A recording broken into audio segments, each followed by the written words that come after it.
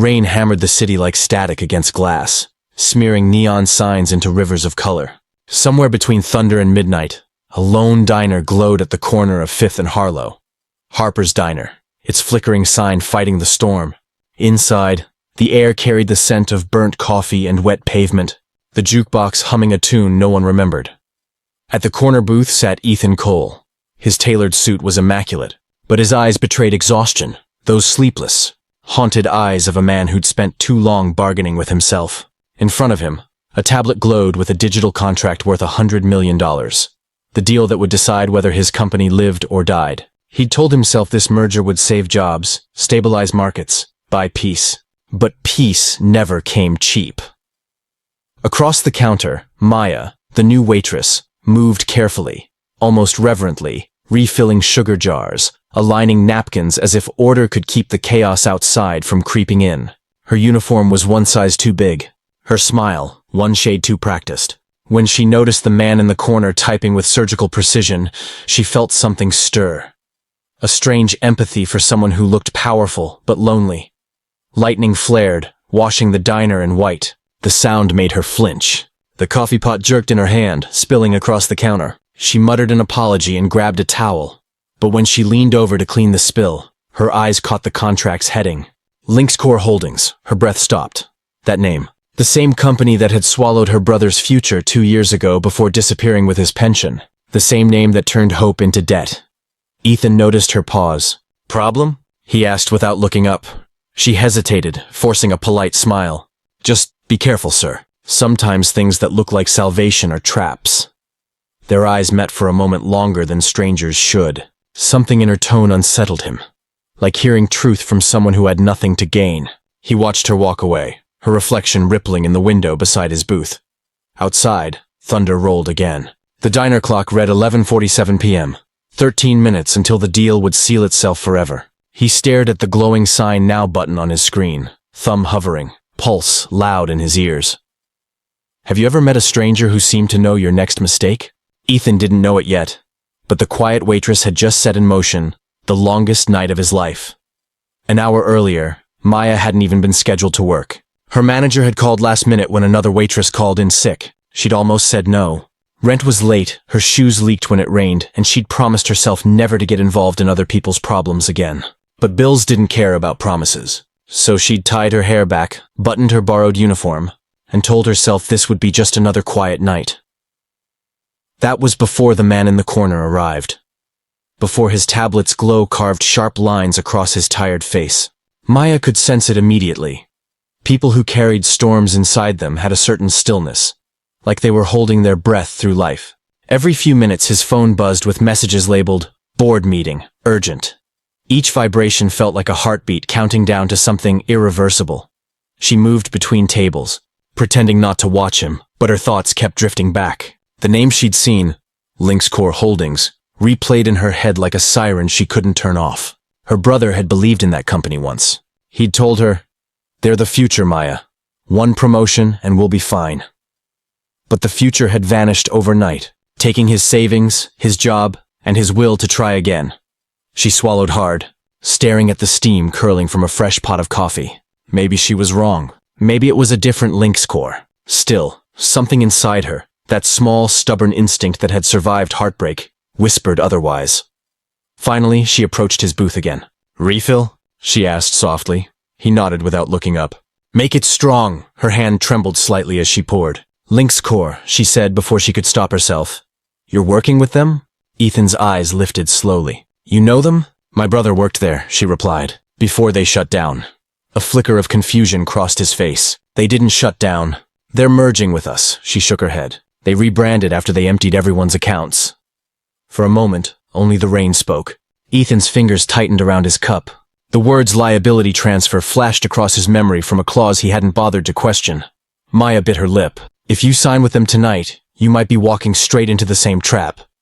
Ethan stared at her, the stranger who suddenly knew too much. He wanted to dismiss her, to believe his lawyers were right, but doubt seeped in like rain under a locked door.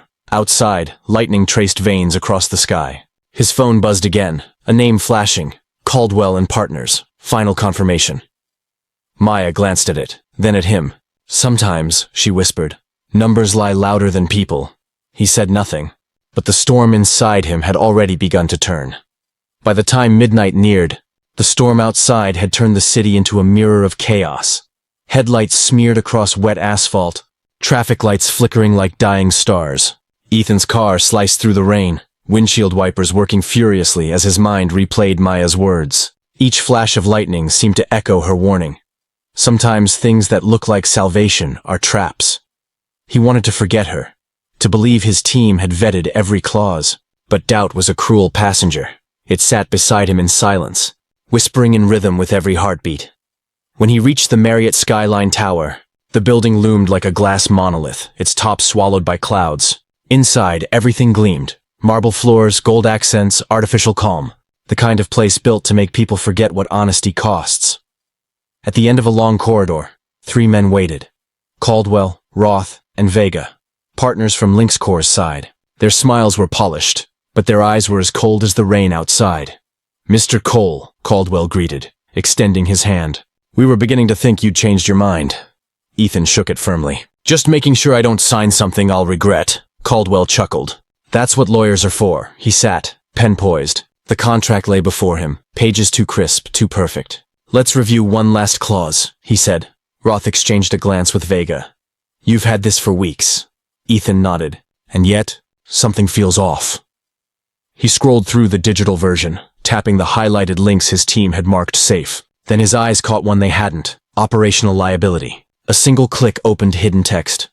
"All previous debts absorbed by acquiring party upon execution." His stomach tightened. "This isn't what I agreed to." Caldwell's smile thinned. "Deals evolve, Ethan. You of all people should know that." The clock on the wall read 12:02 a.m. The merger window was closing. The rain outside pounded harder, almost frantic. He stood. "Then this deal is over." Caldwell's voice turned cold. "That would be unwise." Ethan hesitated, feeling the weight of his company, his employees, the years of sacrifice pressing against his conscience. But Maya's face flashed in his mind, her quiet conviction, the tremor in her voice when she said they took everything. He stepped back. "I'm done here." As he turned to leave, his phone buzzed. A message from an unknown number. "Check your building. Basement level 3. Now." He stared at it, heart pounding. Outside, thunder rolled like an omen. Have you ever had a choice that felt like walking into the storm just to see what waits on the other side? Ethan didn't wait for an answer. He ran. Rain hammered the roof of Cole Enterprises as Ethan's car screeched to a stop outside the deserted skyscraper.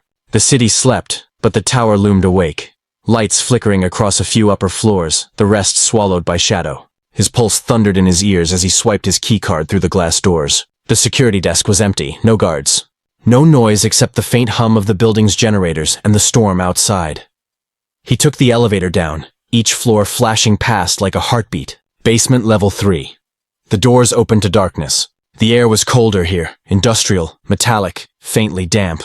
Water pooled along the concrete floor, reflecting the elevator's dim light. Somewhere in the distance, metal clanged. "Hello?" he called out, voice echoing. Then a flashlight flickered from behind a pillar. For a second, his breath caught, until the beam turned toward him and revealed a familiar face.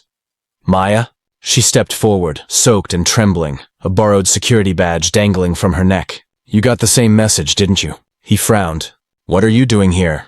"I still have friends in tech," she said, breath uneven. "I checked the building's cameras. Someone's inside your office. They're deleting everything. Files, contracts, accounts. It's all being wiped." He froze. "That's impossible. Only my CFO has clearance." Her eyes darkened. "Then maybe you should ask why he's the one there." Before he could respond, the basement door creaked open again. 2 men stepped through, silhouettes sharp against the fluorescent spill from the hall. Ethan recognized the voice immediately. "You really should have signed, Ethan," Caldwell said, his calmness cutting through the dark like a blade. "What do you want?" "Just to finish what you started. Without you complicating things." Behind him, one of the men shifted, the faint gleam of metal flashing under his coat. Maya's voice was barely a whisper. "He's armed." Ethan's mind raced. The exit was too far, his phone dead from the rain. There was only one way out. He looked at the maintenance corridor to the left, narrow, half-lit, the emergency exit beyond it. "Go," he mouthed. but Maya shook her head. Not without you. A gunshot cracked. The sound slammed through the room, echoing like thunder underground. Sparks burst from a pipe above, showering them in smoke and steam. Ethan grabbed Maya's hand, pulling her behind a concrete pillar. Caldwell's voice came again, low and steady. You can't run from this, Ethan. Sign the deal, and it all goes away. Refuse, and you disappear instead. Ethan's breath shook, his shirt damp with sweat and rain. Maya met his eyes, hers full of something fierce, defiant. You told me once, she whispered, that sometimes things that look like salvation are traps. Maybe it's time you stopped walking into them. Footsteps approached. Shadows stretched across the floor. The fire alarm switch was just behind Maya's shoulder. She reached up, pulled it. Instantly, red lights flooded the room, and a siren howled through the silence. Outside, police sirens began to echo faintly through the storm. The hunters froze. Have you ever seen courage rise in someone who shouldn't have been there at all? For the first time that night, Ethan realized he wasn't the one saving anyone. She was saving him. Red alarm lights pulsed like a heartbeat through the corridors, painting steel walls in flashes of blood and warning. Smoke rolled out from the basement as Ethan and Maya sprinted upward, their shoes slapping against wet concrete. Every floor they passed moaned with the weight of the storm outside. Every siren wail seemed to chase them higher. When they burst into Ethan's office, the smell of burnt wiring hit first a crate, metallic, alive. Computer screens blinked erratic code, and in the center of the chaos stood Grant, Ethan's chief financial officer. Sleeves rolled up, typing fast, a flash drive glinting in his palm. Ethan froze. Grant, what are you doing? Without looking up, the man replied, finishing what you couldn't. Caldwell was right. Don't have the stomach for this. He's stealing everything. Grant smirked. Stealing? No, transferring. You think morality keeps companies alive? He pocketed the drive and turned. It's survival, Ethan. Some of us adapt. The sprinkler system hissed to life above them, a cold rain inside the building. Papers floated like ghosts. Ethan's voice trembled but steadied with each word. You sold us out. Grant laughed, a sharp, joyless sound. You've built this empire on ambition. I just took it one step further, started for the door. Maya grabbed a fire extinguisher from the wall and swung, the metal clanging against Grant's wrist. The drive flew from his hand, skittering across the floor. He lunged after it, but Ethan was faster, diving forward, water splashing around him. He gripped the small device like it was the last proof of his soul. Grant's fist slammed into his shoulder. Years of partnership shattered in a single blow. They crashed into the desk, monitors toppling, sparks hissing as cables tore free. Smoke filled the room again, blue, thick, suffocating. Maya coughed but didn't back away. She yanked the emergency lever on the wall, flooding the ceiling with more water, killing the flames, grounding the chaos. Ethan pinned Grant at last, both of them drenched, faces inches apart. You were supposed to protect them, all of them? He said through clenched teeth. Grant's reply came out as a hiss. There's no saving anyone in this world. Okay. But sirens from outside answered him closer now, louder. The hallway erupted with shouts. Police! Drop it. Grant froze, breath ragged. Ethan released him, chest heaving. Officers stormed the room, weapons drawn. The CFO lifted trembling hands. Maya touched Ethan's arm gently. He still held the drive, his fingers shaking. It's over, she whispered. He looked at her, rainwater streaming down both their faces, and nodded. Because you wouldn't walk away. Blue lights strobed across the windows as dawn began to hint along the skyline. For the first time in years, Ethan felt something he hadn't felt in business meetings or boardrooms: relief. Sometimes the fight for truth isn't loud, just refuses to quit breathing by morning. The storm had exhausted itself. The streets of the city glistened under a pale sunrise, puddles trembling with the hum of distant traffic. For the first time in hours, the world seemed to exhale. News vans lined the block outside Cole Enterprises. Headlines were already spreading like wildfire. Corporate fraud uncovered, CEO refuses to sign. $100 million merger. Cameras flashed against the glass lobby doors, their light bouncing like tiny bursts of redemption. Inside, Ethan sat in a corner office that smelled of ozone and rain. The chaos had been cleaned up, broken glass replaced, papers neatly stacked, but the room felt forever changed. The walls no longer echoed ambition. They breathed humility.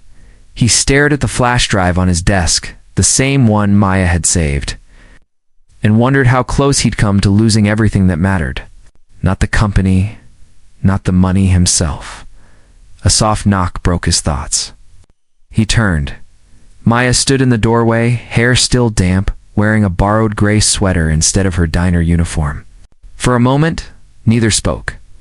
The world outside hummed with reporters and sirens, but inside, there was only quiet. He smiled faintly. "You look different without the apron," she smiled back. "You look different without the world on your shoulders." He gestured to the chair. "Come in," she sat, eyes flicking toward the window. "I heard they arrested Caldwell and the others." He nodded. "Grant too. They'll be facing charges for fraud and conspiracy." He hesitated. "And I had your brother's records traced. His pension funds being repaid. Everything LinkedScore stole, it's being returned." Her lips parted in disbelief. "You didn't have to do that." "I did," he said quietly, "because you were right. Sometimes the smallest voice is the only one worth hearing." For the first time since that rainy night, she laughed. It was soft, tired, but real. Outside, sunlight broke through the clouds, spilling gold across the skyline. The storm was gone, but its echo lingered, a reminder of how close light and darkness often sit together. They shared coffee from paper cups. The silence between them not awkward, just full. A silence earned. When Maya stood to leave, Ethan called after her. "Maya, thank you." She paused, turned, and said gently, "Just promise me one thing. Never stop listening to the people no one hears." He nodded. "I won't." As she walked out into the bright, forgiving day, Ethan looked out the window. The city reborn beneath him. Sometimes redemption doesn't arrive with applause, comes quietly. Like sunrise after a long night. Weeks later, the city had already moved on. Headlines faded, new stories rose, and the world did what it always does, forgot. But at the corner of 5th and Harlow, under the same flickering neon sign, Harper's Diner stayed exactly the same. The coffee still smelled like comfort, the jukebox still whispered old jazz, and the rain still visited whenever it pleased. Near the counter hung a new framed newspaper clipping. "Waitress saves CEO from $100 million corporate trap." The photo beneath showed Maya in her uniform, mid-smile, eyes humbled by the flash. Customers pointed it out sometimes, and she'd just shrugged. Fame wasn't what she'd wanted that night. She'd only wanted to stop another good person from being broken. The way her brother had been. The bell over the door chimed softly. Ethan stepped inside, dressed simply this time, no suit, no entourage. It's the weightless ease of a man who'd finally stopped running from his own choices. He sat at his usual booth, the same one where everything had changed. Maya poured his coffee without asking. "Same order?" He smiled. "You remembered? Some things you don't forget." They talked for a while about ordinary things, the weather, the repairs at the office, her plans to finish night school. Outside, light rain began again, gentle this time. The kind that cleans instead of drowns. As Ethan stood to leave, he glanced at the article on the wall. "Funny," he said softly, "how one word changed everything." Aya tilted her head. "One word." He nodded. "Leave." She smiled. Sometimes the smallest word carries the loudest truth. The camera would linger now on the steam rising from their coffee, the neon reflection trembling in the puddles outside, and the diner glowing warm against the gray, because in a world so used to noise, one small act of courage still echoes the longest. Sometimes the smallest voice in the room changes. It's the fate of everyone who hears it.